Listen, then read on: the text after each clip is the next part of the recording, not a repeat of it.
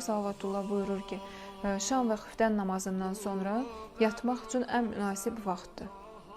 Və bəli, sübh namazından öncəyə qədər ki, gecə namazının vaxtıdır, o vaxta qədər və gecə namazı vaxtında duran insanlar daha çox sağlam olurlar, nəinki gecəni tamamilə yuxusuz qalan insanlar.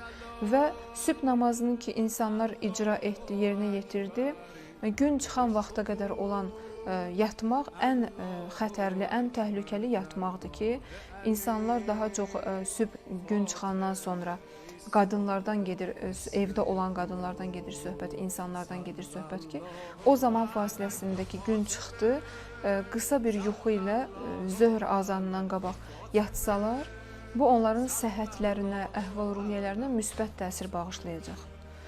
Daha bizdə isə baxırıq ki, insanların çoxsu proqramsızdır və qüruba yaxın vaxtda yatırlar, sübh namazından dərhal sonra yatırlar. Bu artıq insan sağlamlığını əldən verməsinə səbəb olur. Proqramsızlıq ən böyük zaman oğrularından biridir.